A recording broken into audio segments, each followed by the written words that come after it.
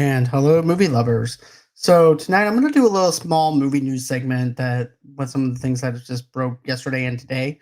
So we have a little bit of movie news. We have I Know What You Did Last Summer, Jennifer Love Hewitt and Freddie Prinze Jr. are in talks to return for another sequel. Then of course we also have some AMC theater news where they're actually charging for individual seats, like you would actually go to the with concerts.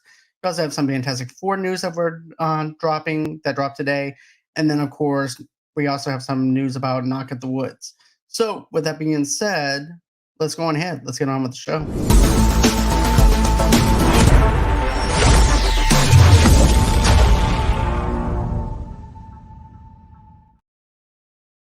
And hello, movie lovers. And like I said, we have a little bit of movie news. First thing is first, I want to go on ahead and talk about the ACM theaters to change movie ticket prices based on seat locations. And I'm going to get into what I think about this in a few minutes, but I think that this is actually a good subject to actually talk about because now they're changing the way we actually view and see movies. And this is what they had to say. At your next visit to AMC theaters, getting a prime seat may cost you a little extra. The country's largest expedition chain is rolling out Sightline at AMC, a ticket pricing interval based on seat location within the auditorium, similar to music concerts, sporting events, or Broadway. Moviegoers will have the option to pay more or less admission, depending on where they choose to sit in the venue. In effect, front row seats will be available at a lower price, while seats in the middle of the theater will be available at a higher price. The event kicks off on Friday at select AMC locations in New York, Chicago, and Kansas City, and will expand to all domestic AMC locations by the end of the year. This is also another thing that Deadline says. There will be three different seat pricing options. The first is standard sightline, described as the seats that are the most common in auditoriums and are available for the traditional cost of a ticket. Then there's the value sightline, referred to as seats in the front row of the auditorium as well as selected ADA seats in each auditorium and are available at a lower price than standard select seats. Value sightline pricing is only available to AMC Stubs members, including the free tier membership. Third option is preferred sightline, which are the seats in the middle of the auditorium and are priced at a premium to standard sightline seats. AMC Stubs A-list members will be able to reserve seats in the preferred sightline section at an additional cost. The theaters that offer sightline at AMC are expected to provide a detailed seat map that outlines each seating option during the ticket purchase process online on the AMC app and at the box office. Sightline at AMC is appealed to all showtimes that begin at 4 p.m. at participating locations, and it's not as applicable on discount Tuesdays when all movie tickets are discounted to $5. Sightline at AMC more costly aligns at AMC's seat pricing approach to that of many other entertainment venues, offering experience-based pricing and another way for moviegoers to find value at the movies, said Elliot Humsich, executive VP and CMO at AMC Theaters. While every seat at AMC delivers an amazing movie-going experience, we know there are some moviegoers who prioritize their specific seat and other who prioritize value moviegoing. Sightline at AMC accommodates both simultaneously to help ensure that our guests have more control over their experience so that every trip to AMC is a great one. And the Sightline Interactive is the latest of AMC Theaters' experiment with movie ticket prices as cinemas struggle to recover from COVID in 2022. The bidder charged $1 to $2 more for the opening weekend of Robert Pattinson's The Batman, compared to other movies playing at the same time. And last weekend, with the encouragement of Paramount, AMC offers matinee prices to every screening of 80 for Brady, a comedy starring Lily Tomlin, Jane Fonda, Rita Monroe, and Sally Field. So my initial thoughts is this, okay? I know that we're not going to a concert. I get that. We're going to see a movie. And because we're going to go see a movie, you're already reserving seats. You already have reserved seating as and stuff like that. And it's always a standard ticket price and thing, and they're not having everything sectioned off like you would go to a concert. And I don't think it should be. I don't think it should be sectioned off or anything like that. I think that it should be one standard ticket. Some people might actually see this differently because of the fact that yeah, you can still reserve tickets, but then you can actually, let's say for instance that you want the middle section or you want the aisle seat, there are going to be different prices for each individual thing. Some people might actually say, hey, look, this is a little too much for me because of the fact not only do I have to reserve seats at a certain section now and stuff like that, but then you also have to look at concession prices that I need to bring my family to and things like that. And it's not going to be that great of a deal for me because of the fact that I have to spend X amount of dollars on food. And then also, too, on top of that, having to pick the seats that I want and having those seats being more expensive because those are the seats that I like because that's the best moving going experience that I can actually afford. But then I also have to pay extra for concession stand prices because my family wants to have popcorn, wants to have extra things to actually have the good movie going experience that I want. So there's that. For me, I don't. I think this might actually be problematic because of the fact that I understand that the movie theaters are actually trying to survive because of the stuff with COVID-19. But at the same time, do we really need to section off individual seating in order to make our money back? I understand that only a third of the money that they make off of concession stands, the movie theaters only make a third of the profit from concession stands, and then also too with the box office, they don't really make much off of. So you actually do need to have the concession stands open so that way they can actually make their money back.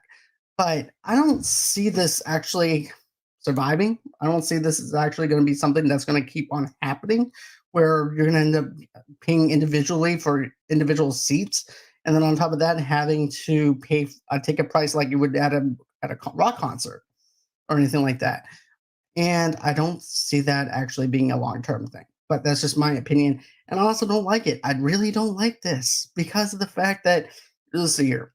Let's say, here's the thing. I like the aisle seat, so therefore that price might actually be a little bit cheaper. But if you're trying to get that middle seat, that's going to be more expensive. And then you're also paying, and depending on where you live, you actually pay $15, and then you might have to pay an extra $5. That's like $20 total.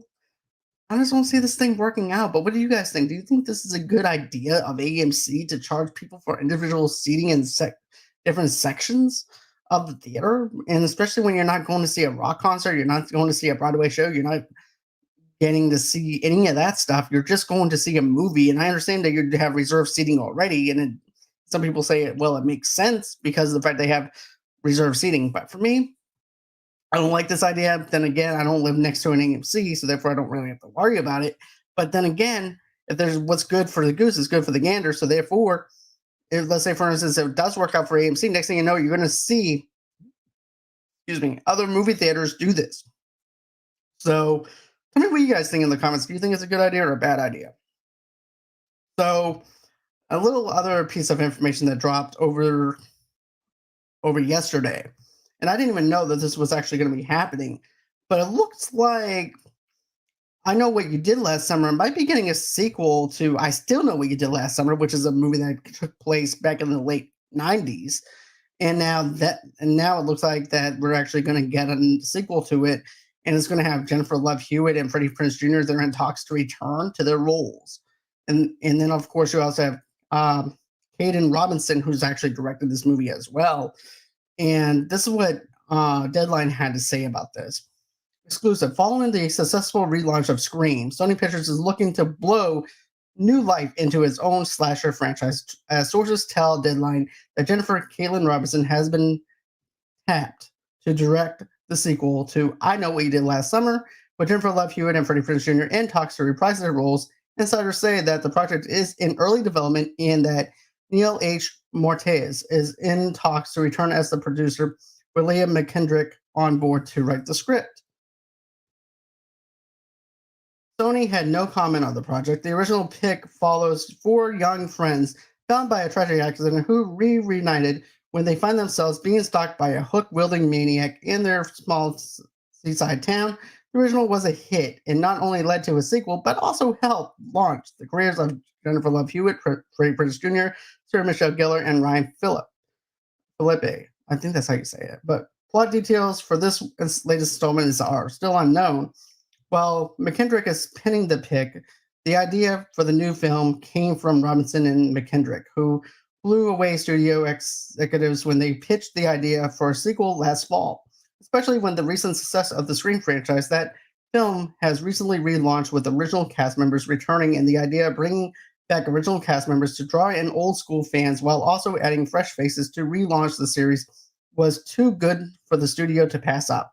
Another big factor was the recent success of Robinson's Netflix pick, Do Revenge, which was lauded for its throwbacks. Was loaded for his throwbacks and also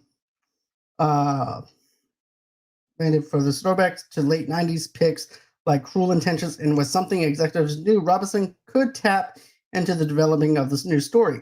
Sony also saw it important to not reboot the franchise, but do a sort of passing of the torch type sequel, which originally cast members are brought back as a new generation. Cast members are added to the ensemble, similar to films like Scream or Creed. Once the idea was pitched by Robinson and McKendrick, the next step was getting Hewitt and Prinze back on board. Well, two were game for after hearing the pitch. For Robinson, Do Revenge was her most recent directing outlining and earned her high marks for a first-time film director. Prior to that, she was a writer on Marvel's Thor: Love and Thunder and was consulting producer on Hawkeye. Outside the Marvel Universe, Robinson also planned on unfortunately for HBO Max, and her directing debut for Netflix was Someone Great. She is raped by CAA. McKendrick wrote, produced, and co-starred in visually thriller MFA alongside Francisca Eastwood, which premiered at. Okay, so here's my thoughts on this. So I like the Scream franchise. I think that they launched it, and I can understand why they would want to revisit this again because of the fact that you're dealing with the nostalgia of the characters and themselves. Because if you look at the last Scream movie, you actually had David Arquette returning. You also had Nick Campbell coming back. You also have David Arquette. You had Courtney Cox. You had all the original legendary characters coming back again to face off against Ghostface. And then that movie actually made bank. So therefore, they're like, you know what would be great if we could actually relaunch this. I know what you did last summer franchise and turn this thing around to where these legendary characters will meet these new characters and they will actually be the ones to actually take the torch for I Know What You Did Last Summer.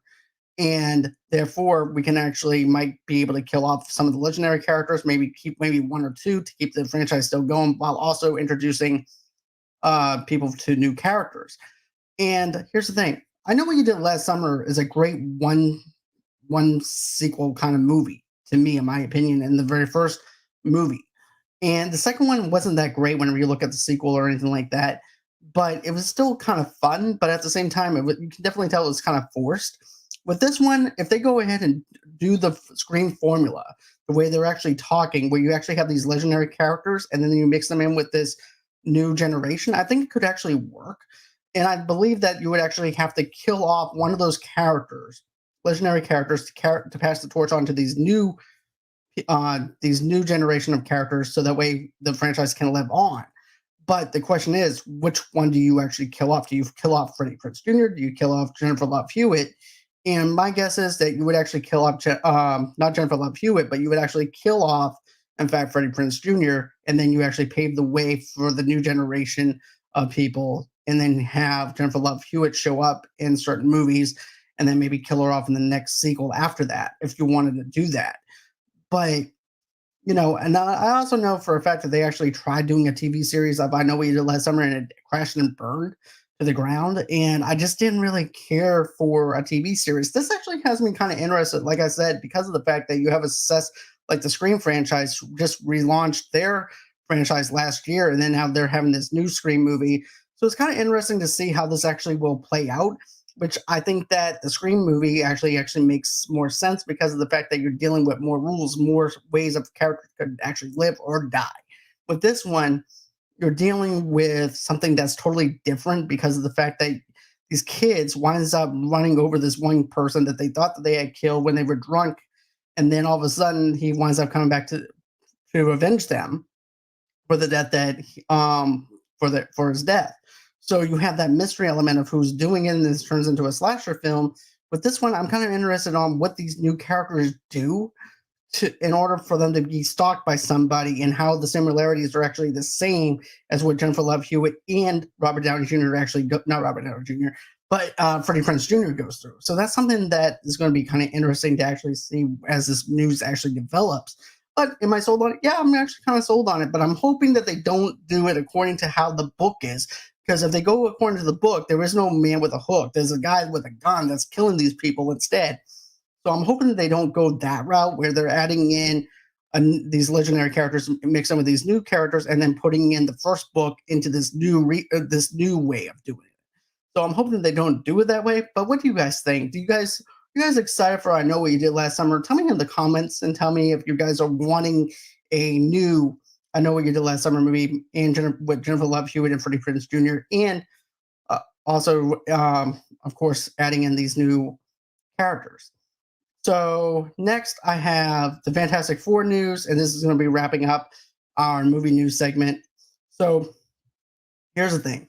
Fantastic Four is going to be has actually a filming date and is revealed by the MCU director. With Marvel Studios, Fantastic Four set for release in 2025, director Matt Shakman recently revealed that the filming on the project is expected to begin in 2024. Speaking to the wrap, Shakman confirmed that the project would commence production in early 2024, although it's still unclear as to who will even star in the film, given the large gap between the confirmation and the expected production start. However, it does give both Shakman and the folks at Marvel Studios time to find the group who will take the play of legendary batch of superheroes. Currently, almost nothing is known about the upcoming Fantastic Four film, besides rumors that have been floating about for some time. The most recent pegged star is Adam Driver as one of the frontrunners to play Reed Richards, while other reports have mentioned that Elvis star Austin Butler has been eyed to play the role of Johnny Storm, otherwise known as the Human Torch. Officially casting for the film hasn't been announced yet, but The Office alum John Krasinski recently made his debut as a variant of Reed Richards' Mr. Fantastic in Doctor Strange in the Multiverse of Madness. Marvel's Fantastic Four comic book series, created by Stan Lee and Jack Kirby, debuted in 1961 and was the first superhero team title produced by Marvel Comics. The film is set to make its debut during Phase 6 of the MCU on February 14, 2025. So there you have it. So my thoughts is this. When it comes down to the Fantastic Four, and even in the story, we don't know what the plot is yet. We don't even have any kind of actors that are being casted. We have rumors right now with Adam Driver and things like that, but we don't have any cohesiveness of who's going to be playing what character or anything like that. And then, of course, we also have a release date of 2025 of February of 14th. So that's that. At least we actually have a year and a date that we can actually set on, and they have 2 years to actually try and put this thing out. So we actually have time to cast these people and to put them where they need to be at, and audition, and then do role pre-production and shoot this movie, and then be out for 2025. I think the time between now and 2025 is actually perfect. I don't think it's going to be rushed or anything like that.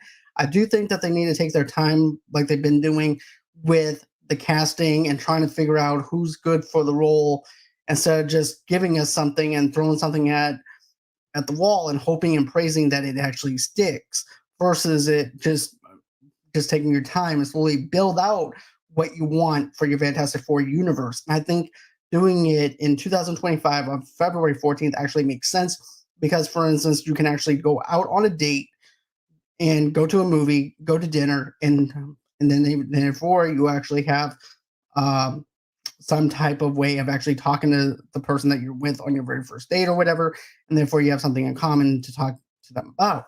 So I'm thinking that is going to be a good date movie when it comes down to 2025. But as for who I think that should play Johnny Storm and stuff like that, that's not up to me to decide. That's up to the casting directors. I'm not really a big fan of doing fan casting or anything like that. That's just not me. That's not who I am. But tell me who you would be considering for the role of the Human Torch, and also, of course, Reed Richards. And tell me who you would cast as the Thing or the Invisible Woman. Tell me in the comments below. Tell me what you guys think about that. And this is going to be it as far as this movie news segment goes. I hope everyone has a safe and great night. I hope that you guys come back tomorrow night at 8 o'clock Central Time, 9 o'clock Eastern Time, as we're going to be doing our Last of Us Episode 4 review coming up tomorrow night. So, always until next time, guys, bye-bye.